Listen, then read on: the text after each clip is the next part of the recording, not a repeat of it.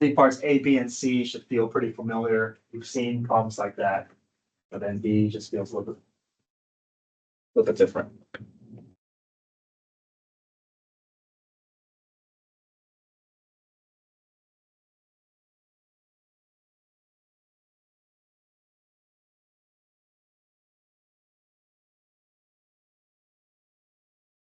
Interesting.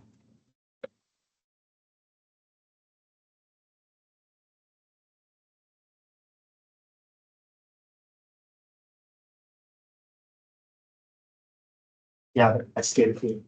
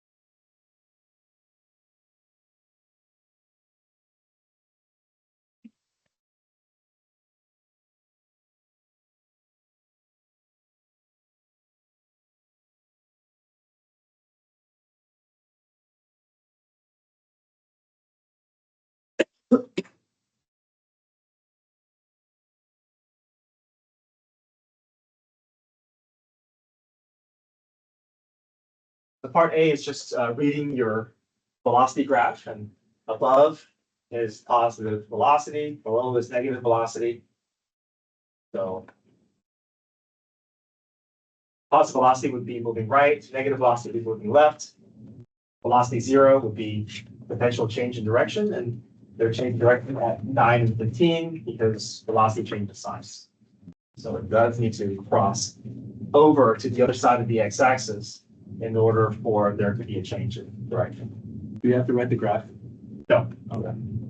the graph is just there to help you if you feel like it's if you feel like if it's visually helpful, but AP graders are instructed to not look at the sign lines. Part B. So we're trying to find the furthest from building A. So that's kind of like the maximum distance away from the starting point. So that's an application of extreme value theorem.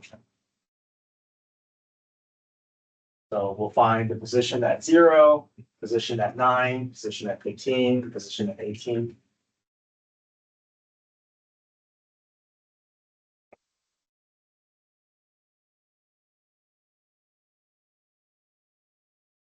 We know x of 0 is going to be 0. Initially, it's going to be starting from building A. We just have to basically figure out displacement at each of the times using the area that we see between the graph and the x-axis. Yes, like transition, like it would always be positive, so like go like up 100 and then down to like 60 and then back up to 80. Yes, that's right. Yeah, your position graph will have these order pairs: 0, 0, 140, 90, and then 100. I don't think we need schedule. So based off these numbers, looks like the furthest that the squirrel is going to be from building A is going to be at t equals 9. That makes sense, right? He's going to travel the furthest distance with this largest set of area, and then from here he's going to go backwards, and then he's going to turn back around. So it makes sense that that he reaches this furthest distance from building A at t equals 9. But if we're trying to find the total distance, then we treat all of these as positive values. So he moves 140.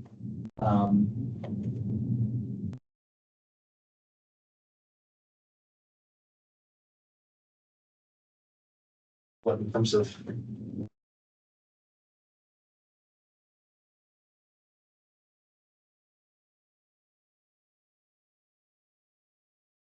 feet? Yeah. So in terms of feet, so he travels 140 feet. He travels 90 feet, and travels another 50 feet, and travels another 25 feet. So total distance, we treat all of those as positive values. Think of it as, how many steps you take it. So 215 feet is total distance.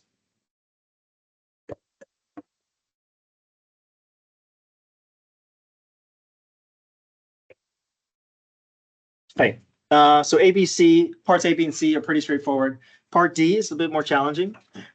Part D says, write an expression for the squirrel's acceleration in that time interval from 7 to 10. So, well, acceleration is just the slope of velocity. So acceleration is pretty easy. It's just the slope of that line. So along that line segment, that slope is just going to be rise over run. So just -10.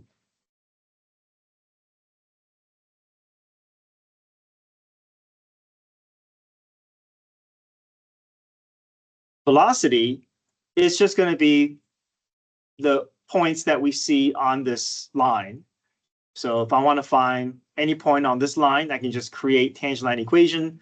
If I create tangent line equation, then I can just have that give me order pairs on this line. So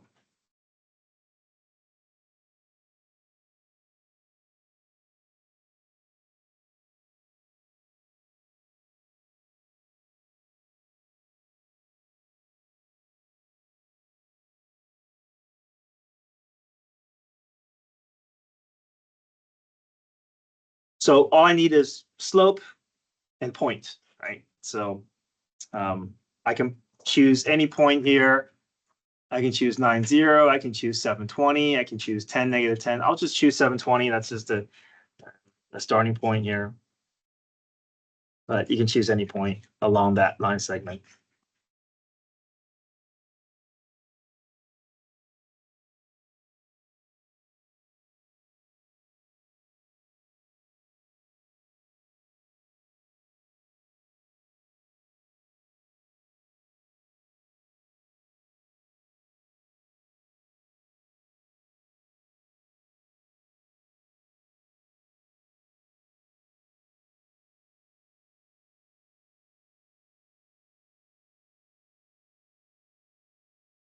I can think of y as my v of t variable. Acceleration is just the slope. So I just did rise over run. Yeah. Down 30 over 3, which is negative 10.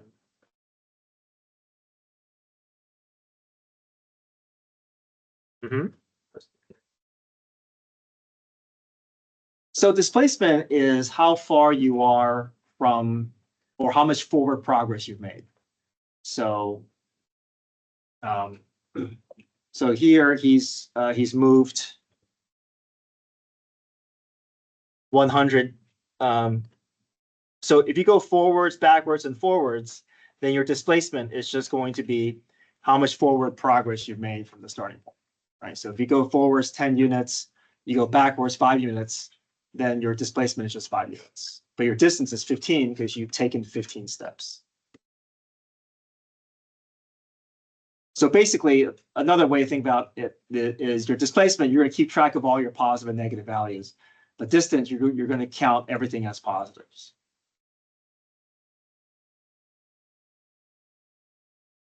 So I'm going to clean up my velocity function a little bit because this is going to come in useful a little bit later.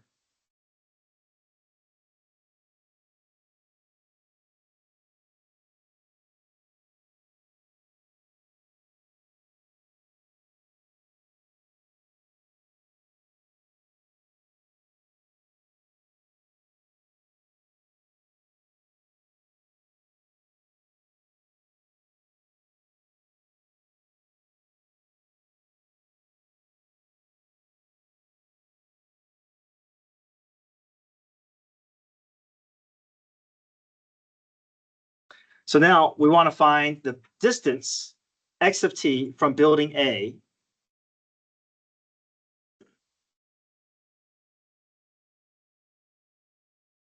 so we know that if I want to find any location, it's going to have to involve the area between the graph and the x-axis. So it has to involve the integral of this line segment. And we're going to take advantage of this formula here. X of b equals x of a plus the integral from a to b of v of t dt, right? This will give me any location that I'm looking for along that segment.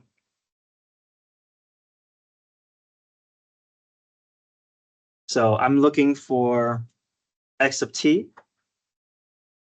My starting point is going to have to be where this particle is at t equals 7.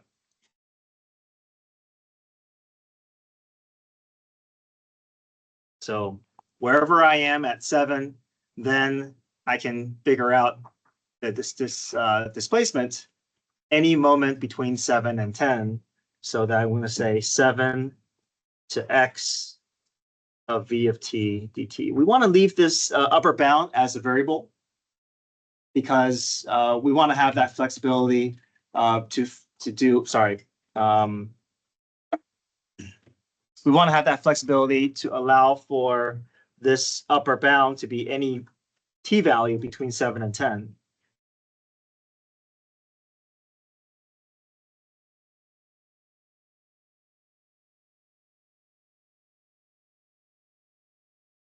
So x of 7,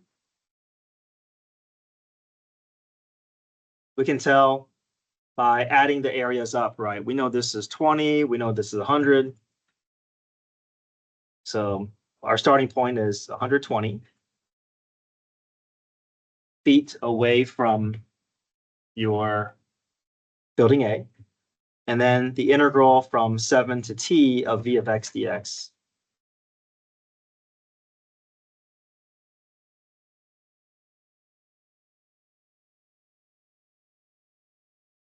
So we just have to go through and go through power rule, plug in the upper and lower bound, just to have some way of representing my position for this interval. So go through power rule. All right, plus 90t.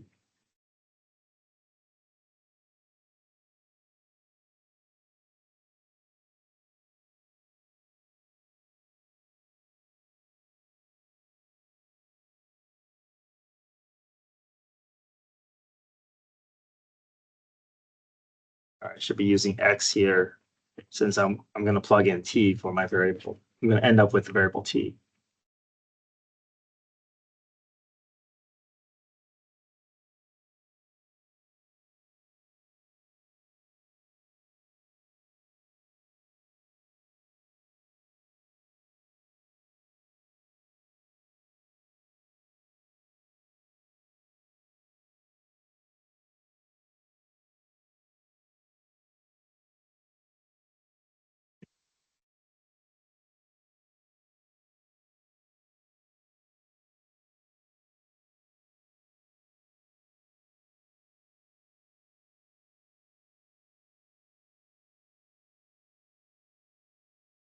Okay, it's really messy here, but I'm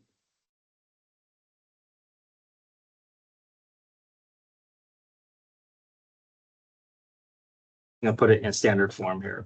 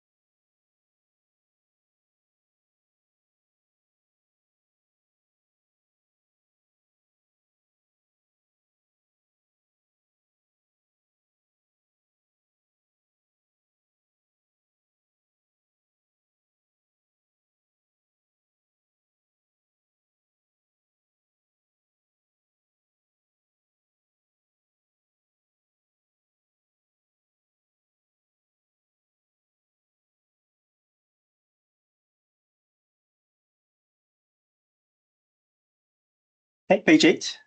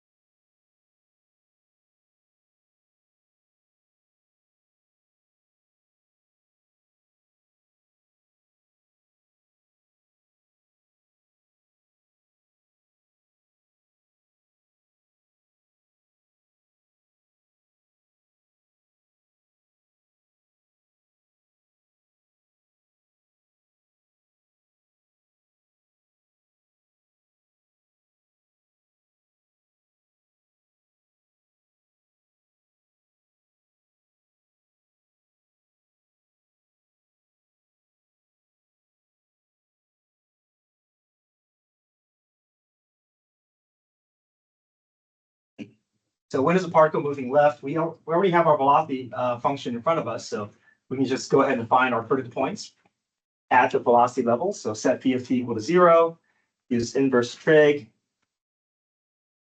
solve for t. We're looking just for t values between 0 and 12. And then once you find your critical points, you can test each subinterval And you're looking for a negative subinterval because that will indicate where the particle is moving left.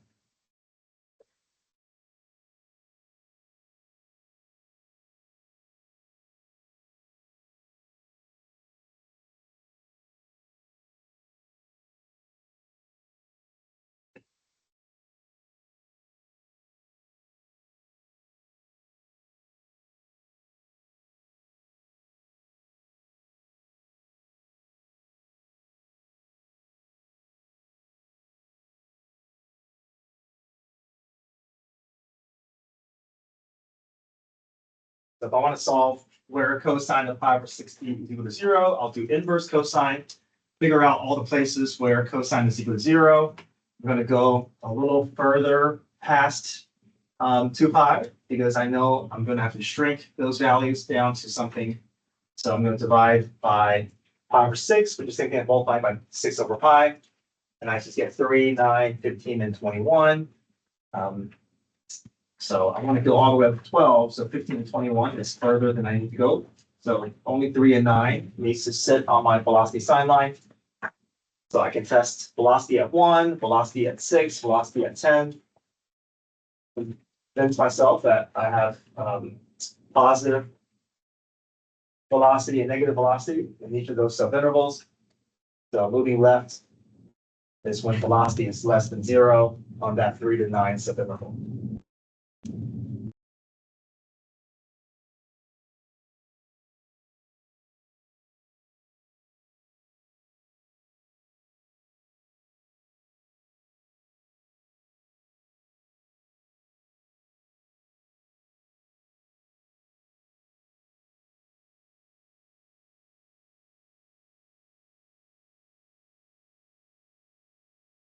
Part 2 is just the notation for total distance, which is the integral of the absolute value of b of t.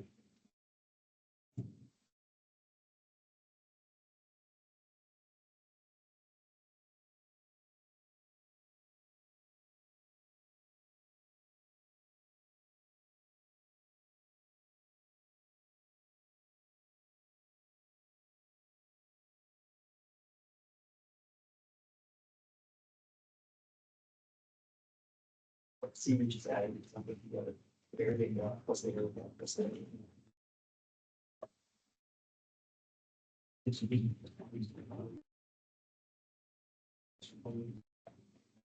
Oh, it's in both sides.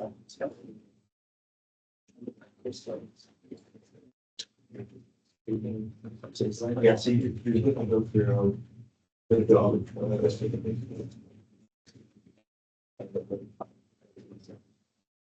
Execute because x of n plus integral of total distance. And velocity is just the equation of the standard. Acceleration is just the slope of the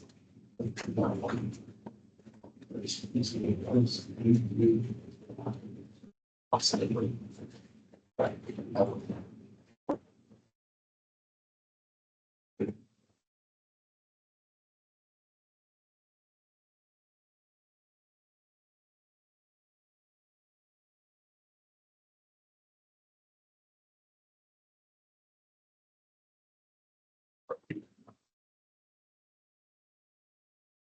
He's there. He's there.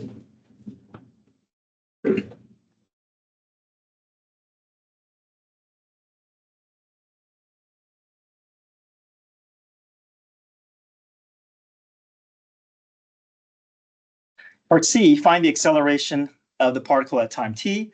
So acceleration is the derivative of velocity. We just take our velocity function. Cosine becomes negative sine of u times u prime.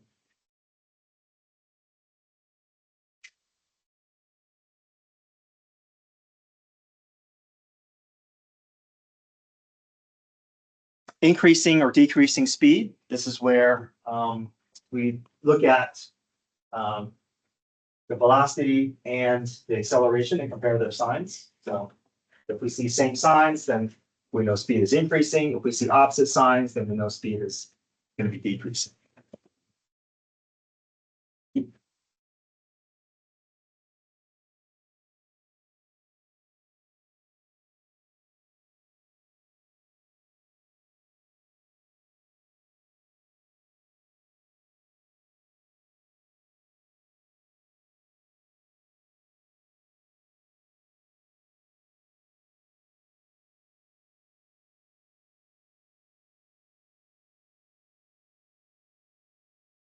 Part B, find the position of the particle at time t equals 4. So we can do final equals initial plus displacement.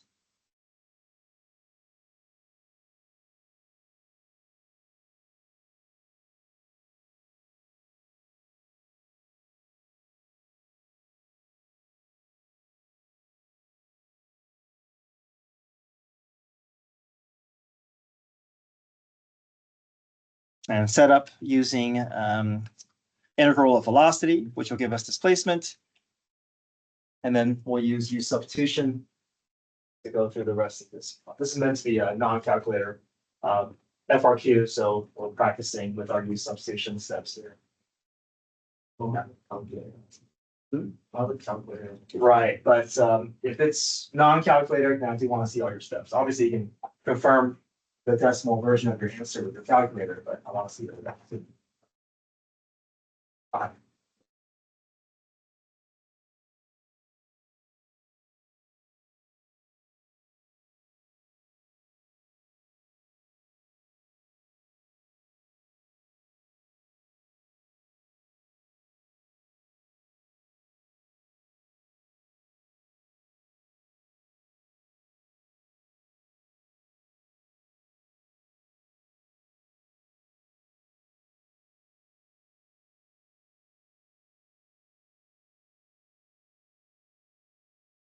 Oh, yeah, it may not. Oh, you talked about like the near circle values.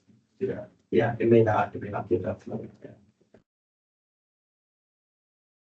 think on the 36 Pro it may do that, but I don't think on the graphic calculator will do that.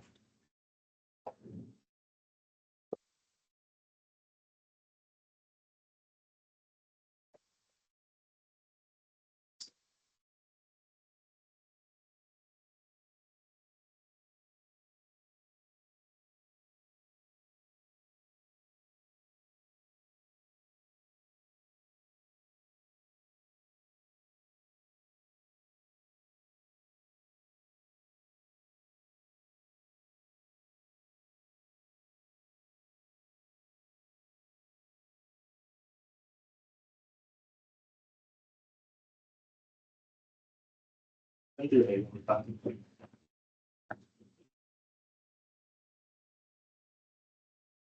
Got those values, the 502, 352. Right, so I'm just considering where is cosine equal to 0. So if I think about my unit circle values, cosine equals 0 at pi over 2. And then at 3 pi over 2. Okay. And then variations of these values are just adding 2 pi to it. I'm expecting that there could be shrinking afterwards, so I'm just adding 2 pi to pi over 2 and 3 pi over 2 just to get more variations so that once I divide that pi over 6 through, that I'm making sure that I have enough values after all the t values shrink, because I need everything between 0 and 12.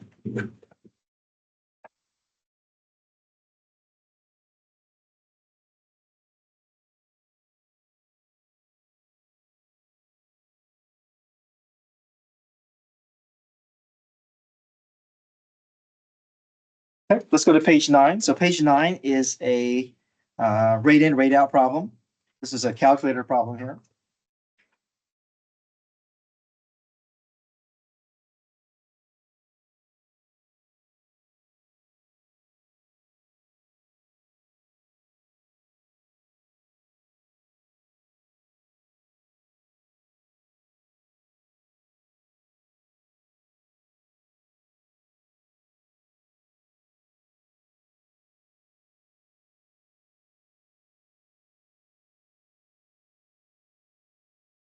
Okay, we have a water tank at Camp Newton holds 1,200 gallons of water at time t equals 0. During the time interval, water is being pumped into the tank at these given rates. We have WT, a rate at which water is entering into the tank. You also have the rate at which water is removed from the tank. Now, this is written in the shorthand form of sine squared, so your calculator is not. I think most calculators are not going to be able to hold use that notation. So you have to make sure you write that exponent outside a set of parentheses. If you want to enter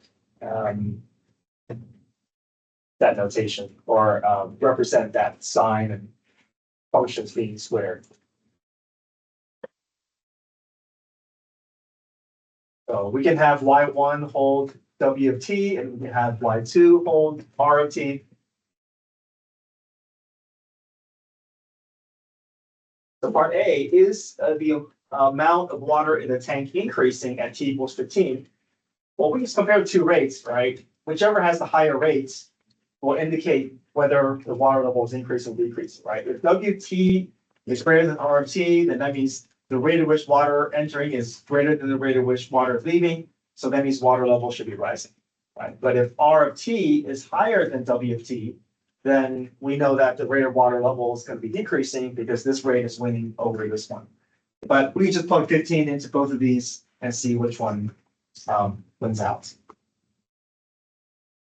So W of 15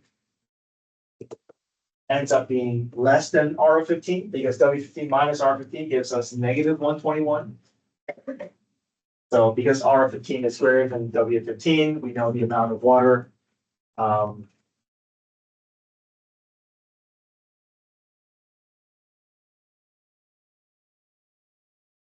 Oh, sorry, yeah, it's not increasing, right? So it's decreasing at T equals 15, so therefore not increasing.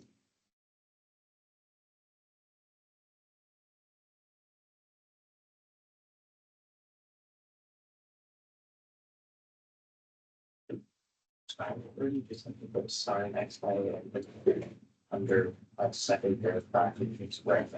Right, yeah. Yeah, maybe some of the newer calculators can handle this shorthand form or this abbreviated form, but I think the ones that the TI-84s I have, I need to rewrite it outside a set of brackets or set of parentheses.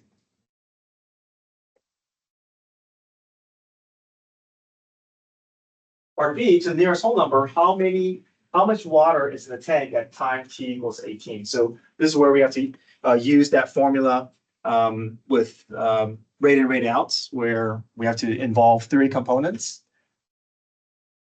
How much water is there to begin with, how much water has been added, and then how much water has been removed. So I'm setting up a formula here.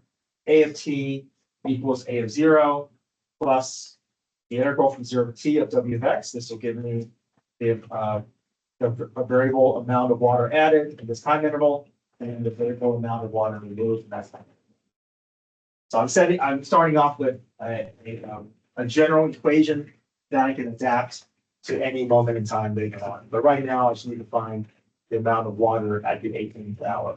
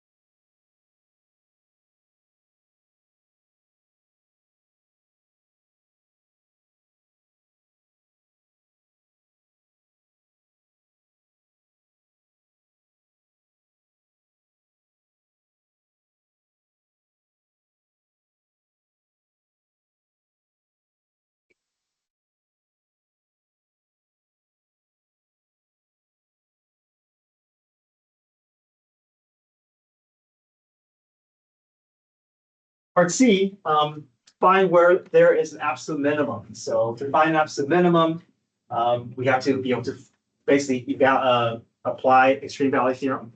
We got to test endpoints and critical points. So critical points is where the derivative is equal to 0. So if we have our A of t equation, we can build our derivative and say A prime is just equal to second theorem, the derivative of W integral will just be W of t minus R of t. So A prime is just W of t minus R of t, set that equal to 0. And the way that you want to do this is you want to enter in your calculator as W of t minus R of t, graph this expression, maybe call it under Y3, WT minus RFT, and then just look for the x-intercepts. If you look for the x-intercepts after you graph, those are your critical points. So you want to find the amount of water at 0.649, the amount of water at 12.97, the amount of water at 0, and then the amount of water at 18. Well, we already have 0 and 18, so just have to worry about 6.4 and 12.9.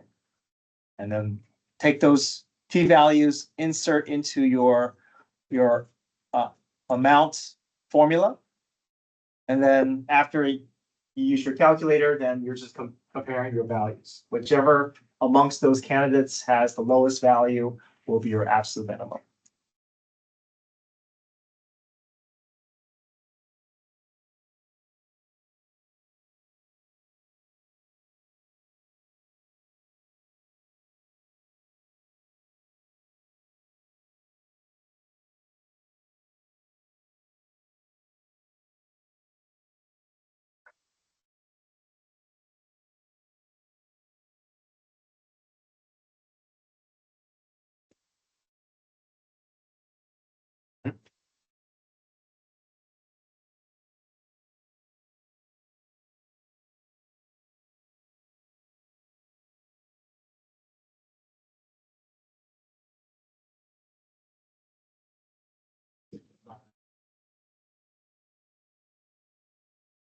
So the square doesn't impact the 275, just the side.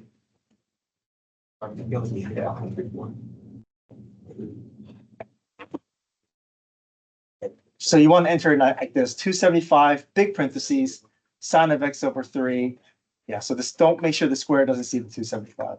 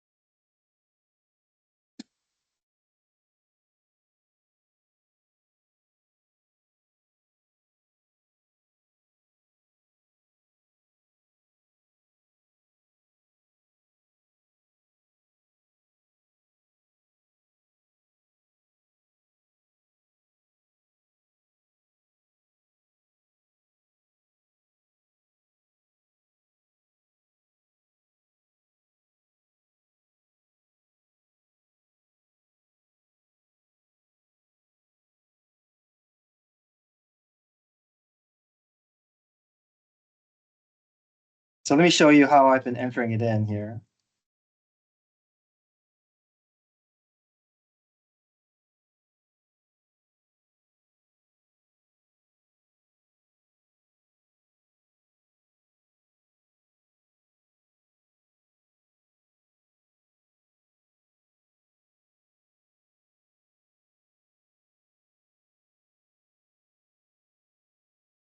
So under Y1, I have W of T.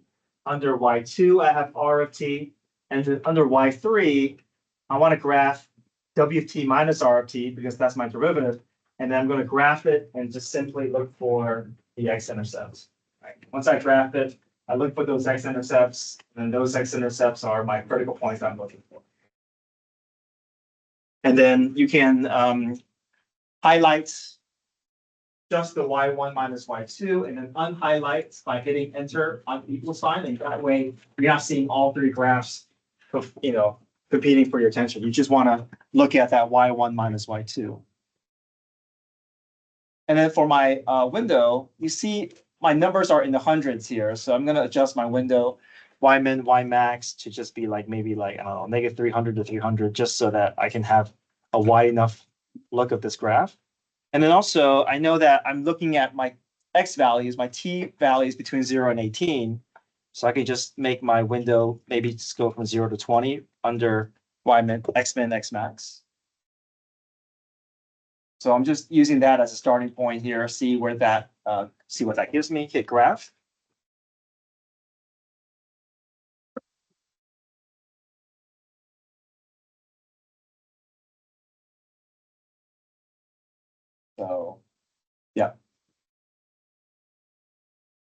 we have two x-intercepts, right?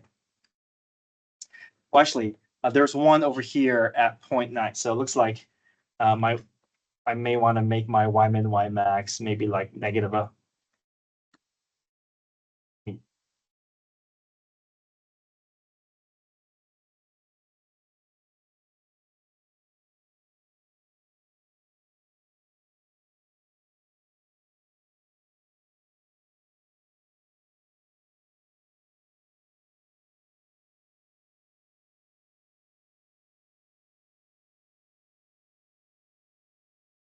So yeah, 6.4 and 12.9.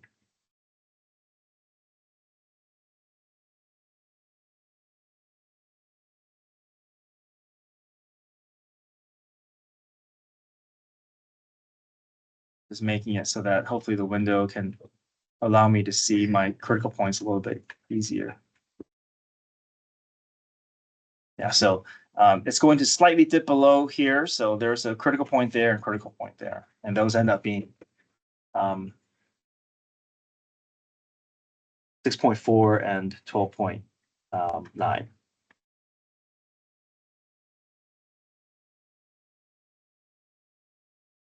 Okay, so your homework is to finish up page 7 through 14. I'll send out a reminder this afternoon. And then tomorrow we'll continue working through our packet. All right, come get your phones.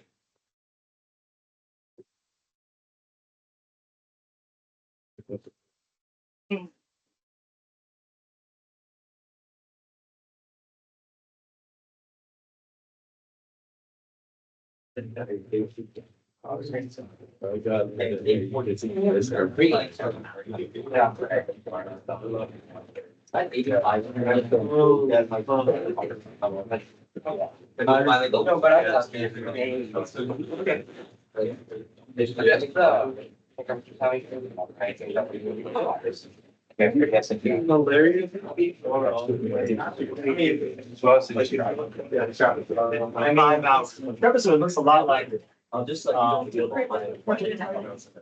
think it looks like triangle. You just need to have two components within the height. And then you just add. But like, for the table of values, how would that height sort like we had a table? Yeah, table values. Let's say you know 1, 2, 5. Yeah. Certainly one value. So if I have 3 chapters, then 1, 3, 1 half.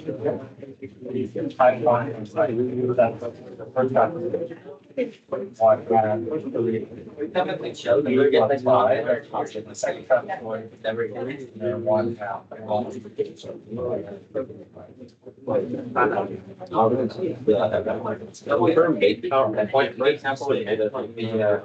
We couldn't do it for this one, right? Okay. Midpoint, I'll have to give you an odd number. Yeah. That'll be 4 times. So like, it would be like 1.5. Then, yeah, it'd be like 1.5, 3. You just like, you just divide this in half.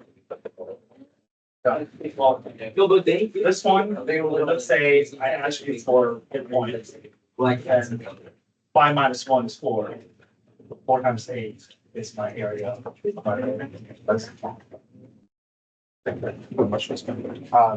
I think we can make that example. That's right, yeah. It's like a news. Make sure you're rating. Yeah, you're rating. Okay. For all sections. Oh, I think I want to. no, I want to see it. You do. You can add it to your photo collection. Because we only, we know that there's 10 gallons of water in the tank at the 18 gallon. And then we're just draining it. So we just want to drain from 18 to 20. However long it takes for this to equal 30. So we're not adding anymore. At this stage, we're stopped adding, we're just draining. Okay. Until What is it? all the water.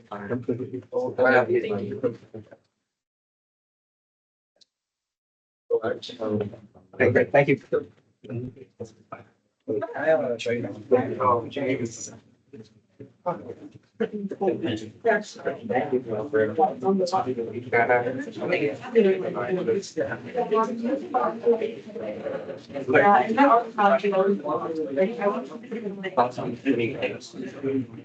I thought you got some more. Kind of like some, What question? Like. Wait, one second, let me show you one.